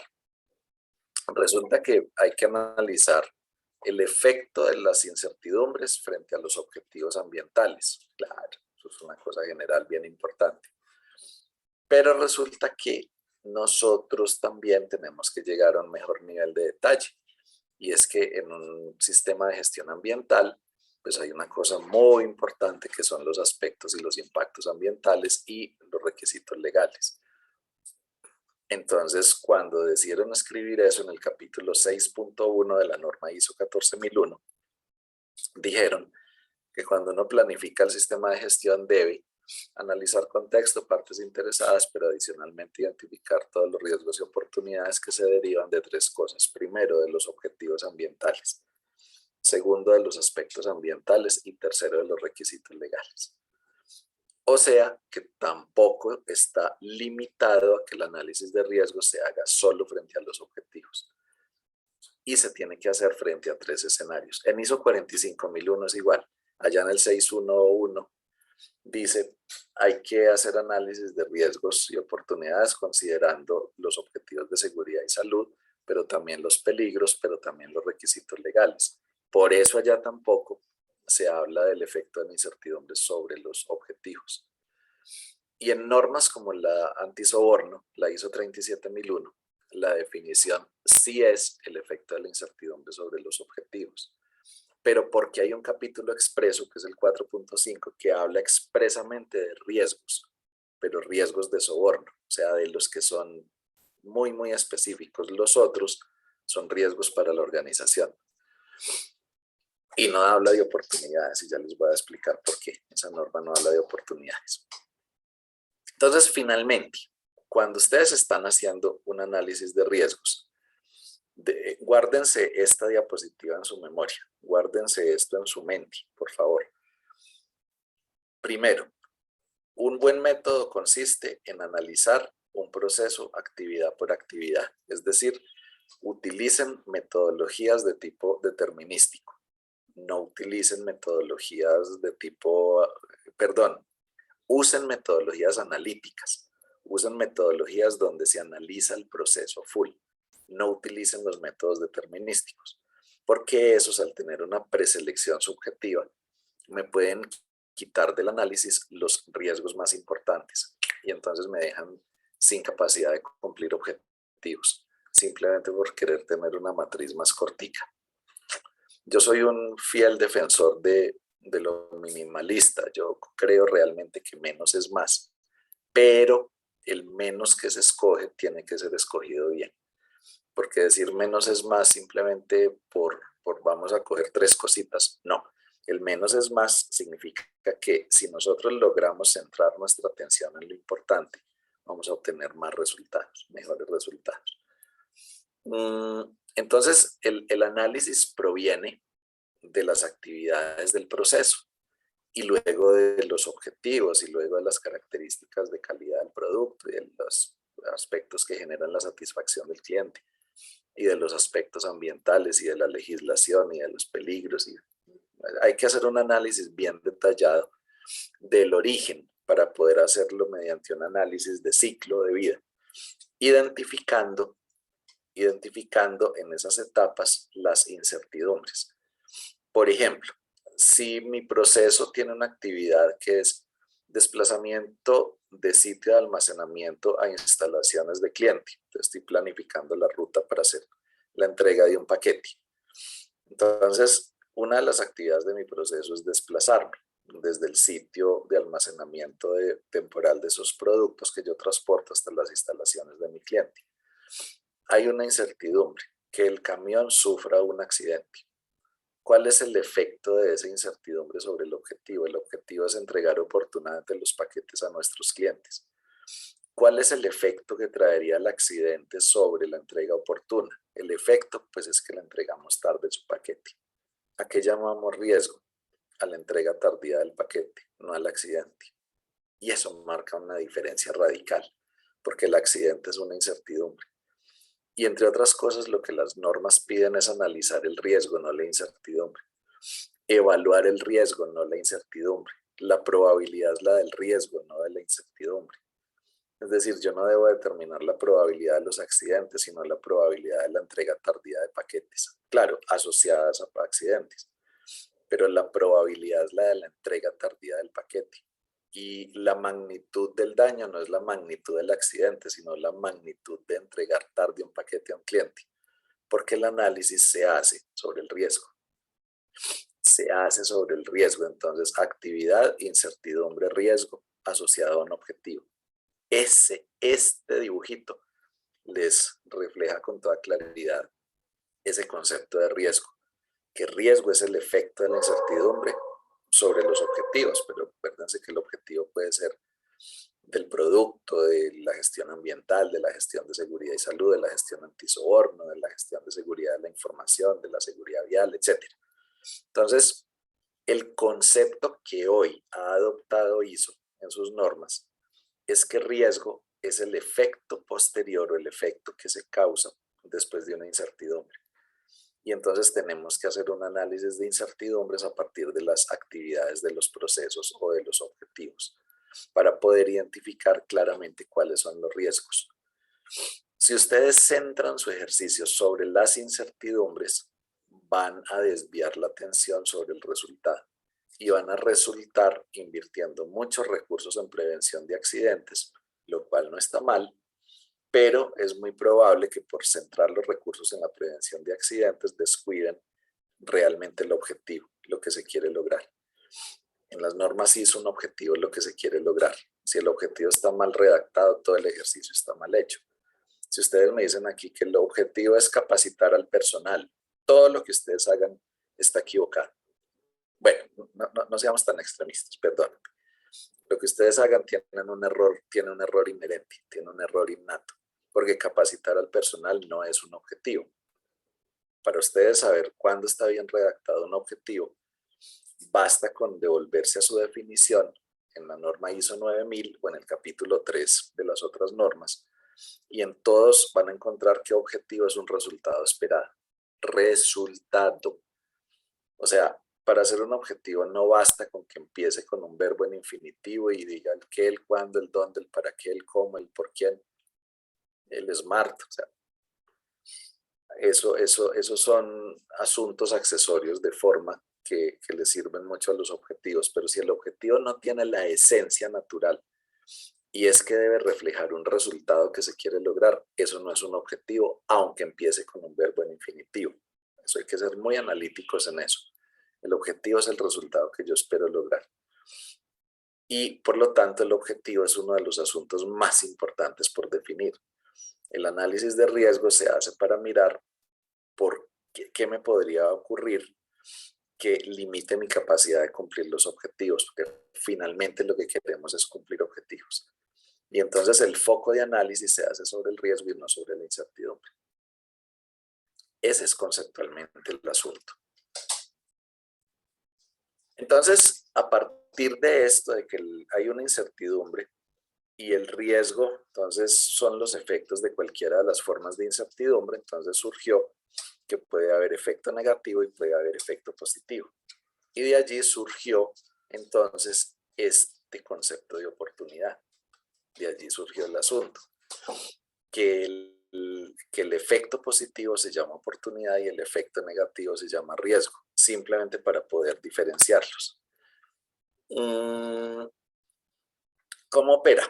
Entonces, en diferentes normas de sistemas de gestión, en todas, pues ustedes van a encontrar algo como esto, pues obviamente es escrito en texto. Dice, yo identifico el riesgo, pero acuérdense que el riesgo es el efecto de la incertidumbre. Debo evaluar el riesgo, o sea, es el riesgo lo que yo determino en términos de probabilidad de impacto. Yo determino la probabilidad de ocurrencia del riesgo, pero sin considerar las acciones que actualmente se hacen. Y le doy una cuantía o encuentro un valor, una magnitud de ese riesgo sin considerar las acciones actuales o lo que se puede hacer en términos de prevención o mitigación. Al combinar la probabilidad con el impacto, multiplicándolo en una matriz de estas, pues de Boston, de tipo mapa de calor, obtengo un valor normalmente numérico o en un color o en una descripción que se denomina nivel de riesgo. Cuando no considero las acciones actuales, ese nivel de riesgo se llama inherente o total. Ese nivel de riesgo inherente o total me sirve solamente para hacer evidentes los controles y las acciones que actualmente se hacen, que me ayudan a prevenir, o sea, que reducen la probabilidad, o a mitigar, o sea, que reducen el impacto. ¿Cuáles son todas las acciones que hoy se están haciendo? Y eso me permite hacer un recálculo matemático. Entonces, al considerar, pasándolo por este filtro, los controles y acciones actuales de prevención o mitigación, obtengo un nuevo valor de probabilidad, pues que tiende a ser menor, y un nuevo valor de impacto que tiende a ser menor. Puede que solo baje uno de los dos si las acciones son de prevención, o bajará el impacto si es de mitigación, o si tengo de ambas, pues bajarán ambos. Lo importante es que el filtro pues me permite determinar la magnitud o la incidencia de estos controles y acciones actuales sobre el nivel de riesgo, cómo afecta la probabilidad, cómo afecta el impacto. Y al combinarlos obtengo el nivel de riesgo residual. Este es, digamos, el esquema analítico que siempre debemos nosotros utilizar. Y entonces viene aquí esta idea súper clave. Es el nivel de riesgo residual el que me determina el paso a seguir. Si establezco acciones para abordar o no establezco acciones para abordar los riesgos. ¿Por qué? Pues porque en una escala de valores se determina un límite, un valor de combinar probabilidad e impacto, que eso se llama nivel de riesgo. El nivel de riesgo es el número resultante de combinar probabilidad con impacto. Entonces hay un límite, que es el límite de aceptación de riesgo o la tolerancia del riesgo. Todo lo que está hacia abajo, se considera admisible o aceptable. En esta teoría se llama apetito al riesgo, que no es más que una zona de aceptación. Entonces, yo determino probabilidad y lo multiplico por impacto y entonces obtengo este valor. Y con este valor me proyecto acá y estoy aquí en el azulito. Estoy dentro del apetito al riesgo. ¿Qué significa? Pues que aunque en esa actividad hay un riesgo que tiene un nivel de riesgo residual, que nunca va a ser igual a cero, pero tiene un nivel de riesgo residual, ese nivel de riesgo yo lo considero que está dentro de la zona de apetito al riesgo. Y entonces, al estar dentro de esa zona de aceptación, la conclusión es que no hago nada diferente. Es decir, yo no tengo por qué intervenir un riesgo que ya está controlado. No tiene sentido práctico, no tiene sentido racional desde lo financiero, desde los recursos, yo ponerme a invertirle recursos de una organización a algo que ya está bajo control. En cambio, si este marcadorcito, esta agujita, me queda por aquí, en la parte de arriba, y me cae dentro de alguno de estos, pues estoy por encima del límite de aceptación, es decir, estoy por fuera del apetito al riesgo, estoy en una zona de no aceptación y por lo tanto yo debo establecer acciones para abordar el riesgo. Y entonces ahí los invito a que se remitan a normas como ISO 9001. ISO 9001, ¿qué dice? 6.1. La organización debe determinar los riesgos que necesita abordar. ¿Cómo se determina la necesidad de abordar un riesgo? Pues muy fácil, cuando su nivel de riesgo está por encima del límite de aceptación. Porque lo que me está hablando es riesgos, no incertidumbres. O sea que la mejor forma de darle cumplimiento en ISO 9001 a cuáles son los riesgos sobre los cuales yo tengo que establecer acciones para abordarlos, la respuesta es cuando el nivel de riesgo residual está por encima del límite de aceptación, es decir, estamos en una zona de no aceptación. Y eso significa que si yo identifico 100 riesgos, pues es posible que me queden por encima del límite de aceptación 10 de los 100. Y a esos son los que yo necesito abordar porque están por encima de mi límite de aceptación. Es la mejor forma de hacer interpretación de esto. Muy bien. Pero entonces viene un asunto, oportunidades. En el año 2015, en ISO 14001, en el 3211 de la norma ISO 14001, se escribió que oportunidades son los efectos beneficiosos potenciales. Yo transcribí pues, literalmente la definición de riesgos y oportunidades de la 14001. Les dice riesgos y oportunidades. Efectos adversos potenciales o amenazas hace referencia al riesgo, o sea, es el efecto negativo. Y las oportunidades es el efecto positivo. O sea, eso fue lo que inicialmente se pensó. Y digamos que en ese año 2015 a todos les pareció pues sumamente claro el tema y dijimos, no, claro, ya he entendido el concepto de que el riesgo es el efecto de la incertidumbre, pero si el efecto es negativo, llamémoslo riesgo, pero en cambio si el efecto es positivo, llamémoslo oportunidad. Listo, ¿todos de acuerdo? Ok, esa es la oportunidad. Cuando se sentaron ese mismo año, 2015, a hacer un análisis en otra norma, que fue la ISO 37001, la de los sistemas de gestión antisoborno, pues alguien hizo una pregunta bien importante, bien interesante y dijo, ¿cuáles son las incertidumbres o los hechos inciertos que se pueden dar con el soborno? Bueno, pues un posible soborno, eso es un hecho incierto. Entonces, nosotros tenemos una transacción comercial y un hecho incierto es que un cliente venga y me ofrezca dinero para que yo le acepte pagar un mayor valor. Entonces, yo le acepto una cotización más costosa y la diferencia partimos. Ese es un hecho incierto y eso es un hecho de soborno. El hecho de que yo acepte una dádiva para alterar un proceso. Muy bien. ¿Y cuál es el efecto positivo de eso? Pregunta. ¿Cuál es el efecto positivo de un soborno? O que yo le ofrezco soborno a una entidad pública para que me ayude ahí a tener un contrato. Entonces, yo como tal voy, me reúna con esa entidad, con el funcionario clave, y ya reunido con él ahí sin que nadie me oiga, le digo, ya sabe que yo le tengo un premio para usted, pero necesito que en esos estudios previos usted ponga que el proponente, el nombre tiene que empezar con esta letra y el NIT tiene que terminar en este número para poder participar. Y así pues yo me la gano y pues yo le tengo aquí un premio para usted por eso. ¿Cuál es el efecto positivo de eso? Respuesta, ninguno. Y ni se le ocurra sentarse a pensar en un efecto positivo de un soborno. Es más, que ni siquiera se le vaya a pasar por la cabeza que hay efectos positivos de un soborno, porque eso iría en contra de todas las políticas internacionales de integridad, transparencia y anticorrupción. O sea, ni siquiera ponga a pensar a las organizaciones que puede haber algo positivo de un soborno. Entonces, esa definición, que el efecto potencial, el efecto beneficioso es una oportunidad, hágame el favor y me quita eso de ahí, ISO 37001.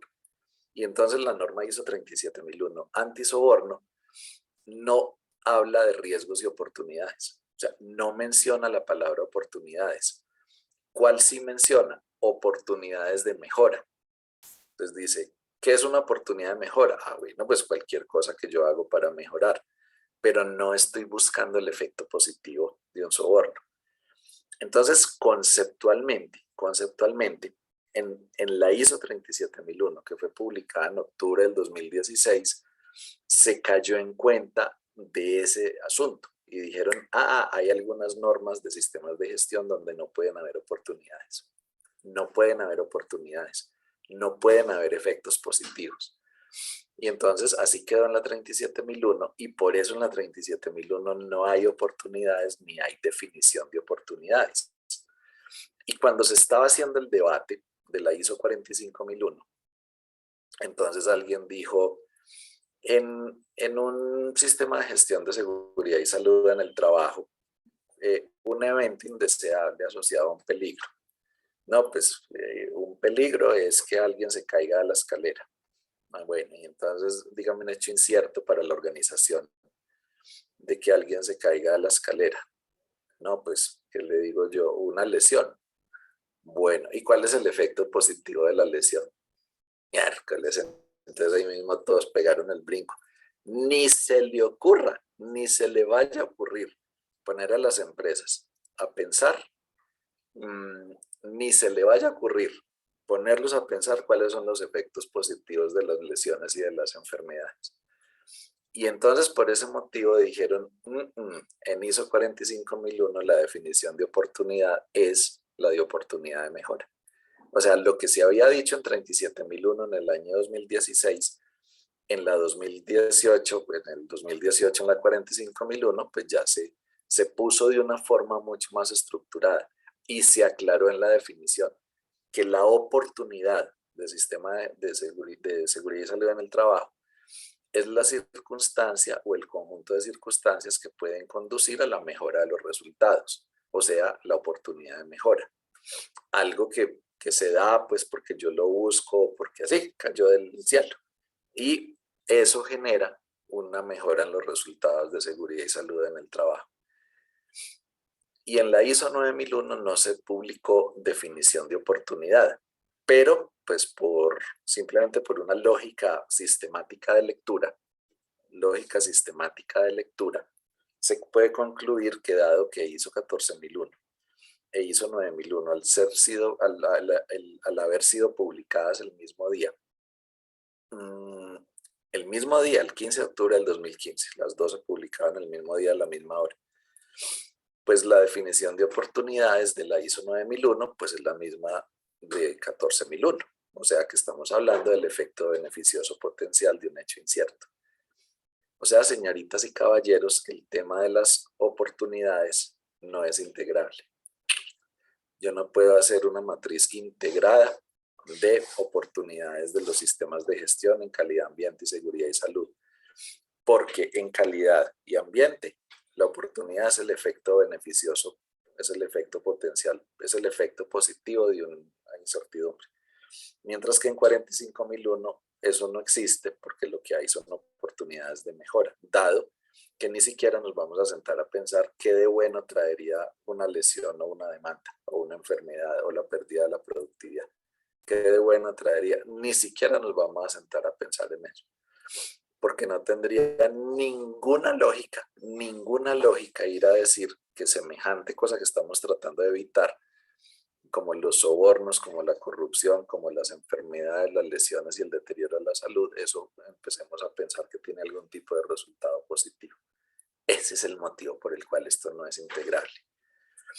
Y entonces resulta que empezaron a surgir otras inquietudes y otras dudas.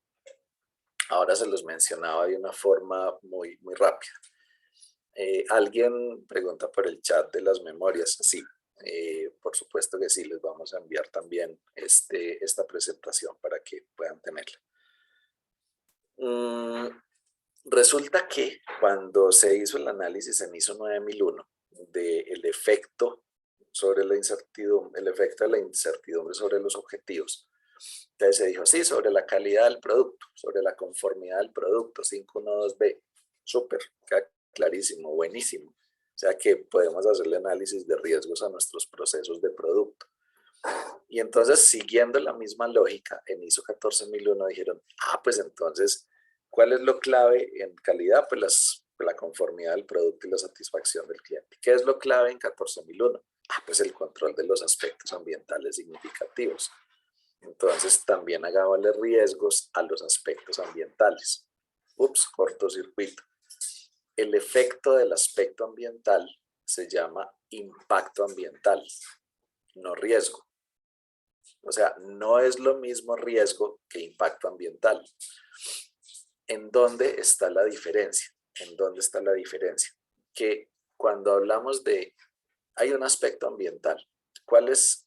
Primero, el efecto directo de un aspecto ambiental se llama impacto ambiental, pero es que ese aspecto ambiental no es una incertidumbre, no es un hecho incierto, eso es real. O sea, los aspectos ambientales son reales. El consumo de energía, la generación de residuos, las emisiones de energía. Todo eso son cosas reales que ocurren en las organizaciones. Eso no es supuesto, eso es de verdad, eso está ocurriendo ahí. Por lo tanto, no obedece a la definición de que es una incertidumbre ni es el efecto de la incertidumbre, porque eso no es un hecho incierto. Al contrario, es un hecho cierto. Por ese motivo, no podemos decir que el impacto ambiental es lo mismo que el riesgo. No, nosotros debemos identificar sobre los aspectos ambientales hechos inciertos. Hechos inciertos, como por ejemplo el incremento en el consumo de energía, el incremento en las emisiones de energía, el incremento en la generación de residuos peligrosos, la no disponibilidad de un sitio para hacer disposición final, el no acceso a tecnología para aprovechamiento de los residuos. Esos sí son hechos inciertos. Entonces, lo primero que hay que hacer es que hay que determinar hechos inciertos que se derivan de los aspectos ambientales. O sea, el análisis va más allá. Hechos inciertos que se derivan de los aspectos ambientales. Y luego miramos el efecto. ¿Cuál es el problema? Que esos efectos se nos confunden con los impactos ambientales. ¿Cuál fue la decisión que se tomó? No, es que el efecto que se produce para el medio ambiente es un impacto ambiental, pero el efecto que se produce para la organización es un riesgo o es una oportunidad. O sea que cuando ustedes estén haciendo el análisis de riesgos y oportunidades en ISO 14001, tienen que hacer análisis de aspectos e impactos ambientales técnicamente ejecutado con todo el rigor técnico ambiental de las ciencias ambientales. Y luego tienen que, a partir de los aspectos, identificar hechos inciertos. Pero no identifiquen el efecto de ese hecho incierto sobre el medio ambiente. Primero, porque no es un requisito de la norma, pero segundo, es porque van a llegar a los mismos impactos ambientales del primer análisis, pero como esto es un supuesto, pues no nos vamos a poner a trabajar sobre supuestos, vamos a trabajar sobre la línea base real ambiental. Entonces, ¿qué hacemos? Orientamos el efecto de eso hacia la organización y no hacia el ambiente. Entonces, típico de un riesgo de sistema de gestión ambiental, por ejemplo, una demanda o una sanción impuesta por la autoridad ambiental. ¿Por qué? Porque incrementemos sustancialmente la cantidad de residuos. ¿Y qué pasa si se nos incrementa sustancialmente la cantidad de residuos? Pues hay un montón de cosas, que ese es un hecho incierto. Un primer efecto negativo es una demanda, una sanción. El segundo es que vamos entonces a quedar clasificados como grandes generadores y eso nos va a poner bajo la lupa de las autoridades ambientales y vamos a tener que hacer una serie de desarrollos de gestión de residuos. Pero todos son supuestos. Esos son los riesgos que se abordan. Y el efecto positivo que pueda llegar a tener se llama oportunidad. O sea, son matrices diferentes. Y con la ISO 45001 sucede igual. El efecto de un peligro se llama lesión y deterioro a la salud. Así se llama dentro de ISO 45001. En ISO 45001 no se habla de riesgo biológico, de riesgo psicosocial. Ese idioma no se usa en ISO 45001. Se habla de peligros biológicos, de peligros psicosociales, de peligros mecánicos. Y el efecto de los peligros se llama lesión o deterioro a la salud. O sea, el término riesgo no se utiliza en ese contexto en ISO 45001, en su idioma. ¿Qué es entonces el riesgo en ISO 45001?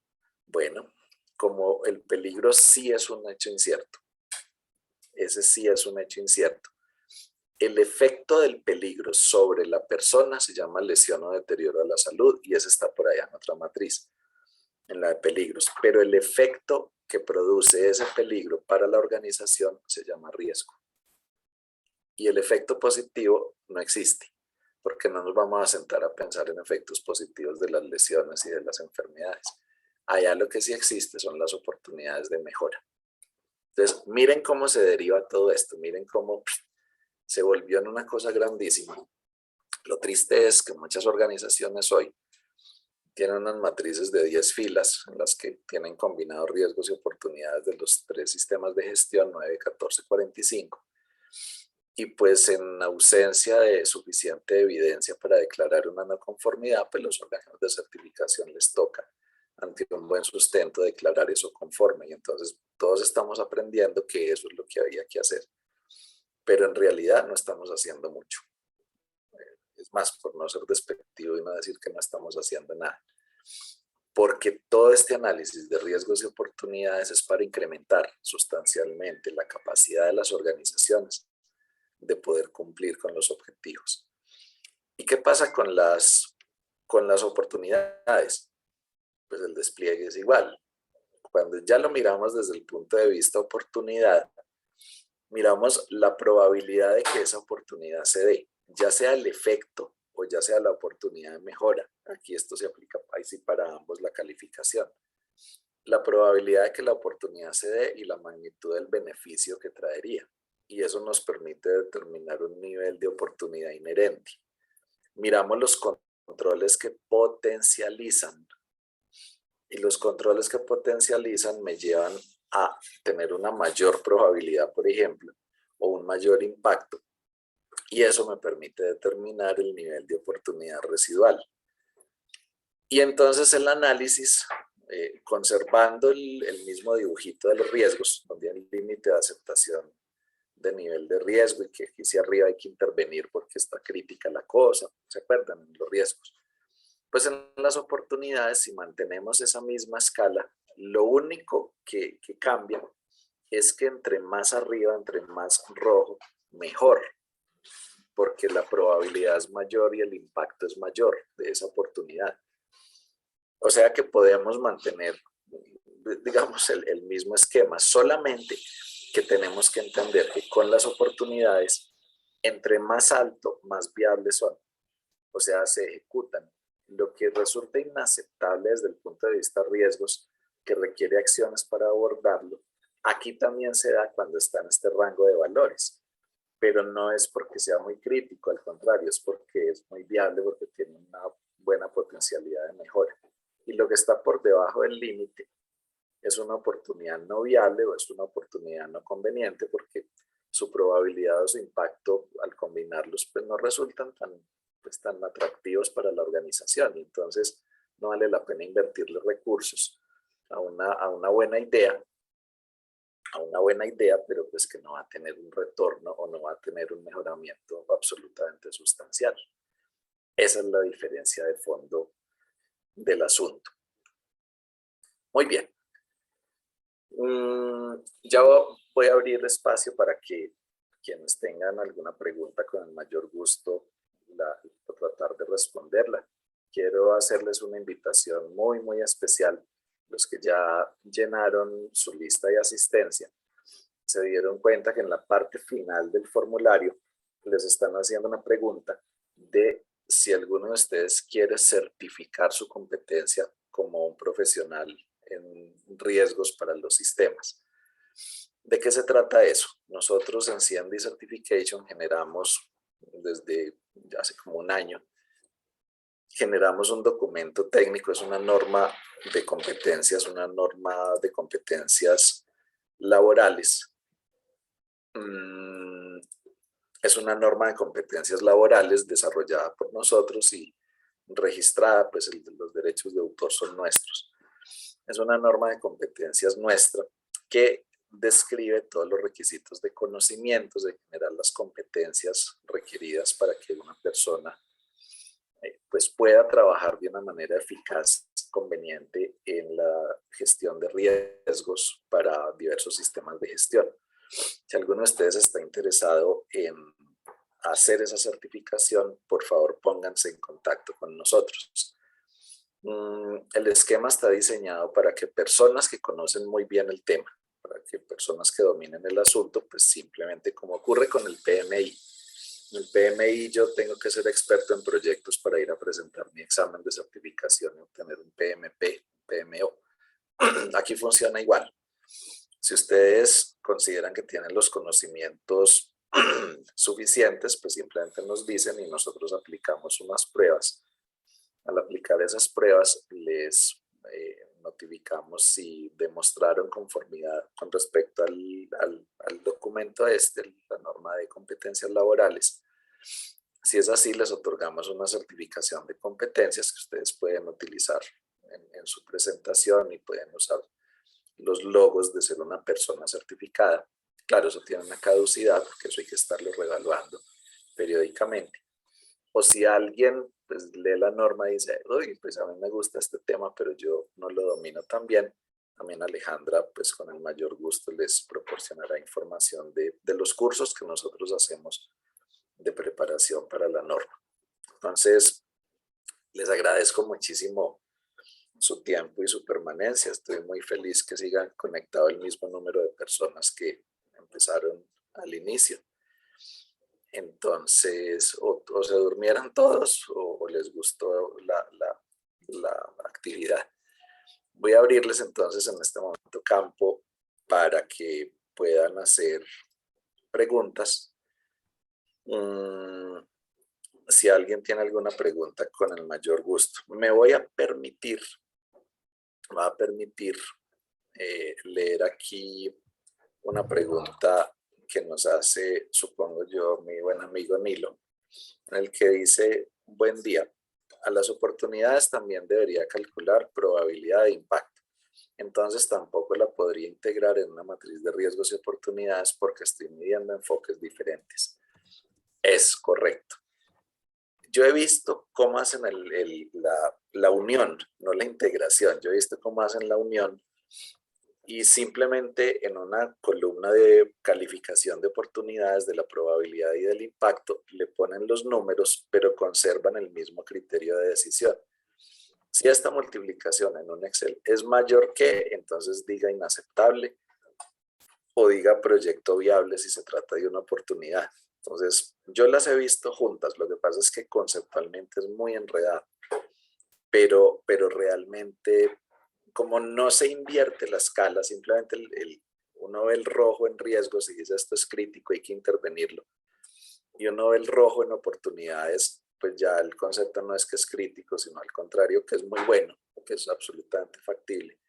Sí se dejan en la misma matriz, pero pues la persona que la maneja tiene que tener un muy buen entrenamiento.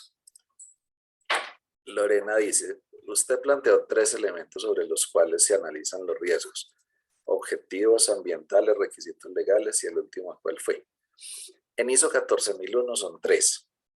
Los riesgos y oportunidades que se desprenden de aspectos ambientales. Aspectos, creo que es el que no escribiste ahí. Segundo, requisitos legales y tercero, los objetivos. En ISO 14001, porque en ISO 45001 son peligros, requisitos legales y objetivos. Y en ISO 9001 es requisitos de conformidad del producto, de satisfacción del cliente y los objetivos de la calidad. Inge, ¿me haces un favor? Qué pena. Claro. Es que hay varias personas que me están preguntando o me están indicando que están interesadas en la certificación de competencias. Perfecto. Espero que se hayan registrado todos en el formulario. Lo ideal es que se registren allí, nos dejen sus datos y nosotros posteriormente les estaremos compartiendo la información preliminar de lo que trata la certificación de competencias y demás para que ustedes las puedan ir revisando y ya ahí sí vamos, digamos que avanzando con este tema. ¿Listo? Y esta sesión sí está siendo grabada, entonces no se preocupen. Nosotros les estaremos o yo les estaré enviando esta grabación a todos entre hoy y mañana para que la puedan revisar las veces que sea necesario. ¿Listo? Eso era todo. Gracias. Perfecto. Ah, y hay otra cosa. Ah, pero Sí. ahorita tú estás leyendo las preguntas y la vas a leer, entonces ya. Perfecto. A ver, yo veo.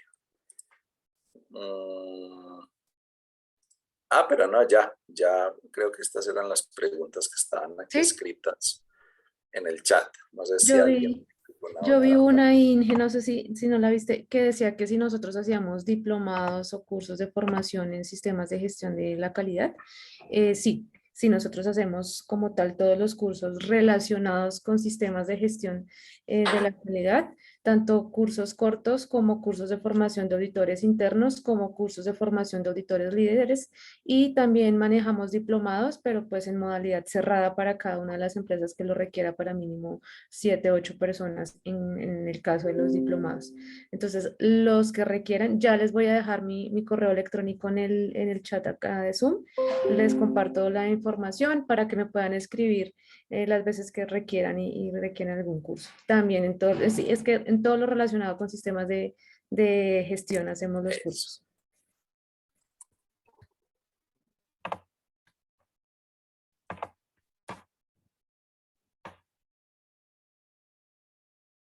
Listo, Inge, no sé si alguien más. Perfecto. Sino agradecerles a todos. No me resta entonces sino darles las gracias a todos por su atención, por su muy buena participación. Quedo muy feliz con toda esta participación de ustedes y la atención que prestaron, y recuerden siempre que aquí estamos para ustedes. Nosotros tratamos de estar muy del lado de todas las personas, de todos nuestros clientes. No duden en ponerse en contacto con nosotros para cualquier asunto que necesiten. Muchísimas gracias. Muchas gracias, ingeniero. Muchas gracias a todos por estar acá y estamos hablando. Les estaremos compartiendo información de otras actividades que hagamos. Perfecto, muchas gracias.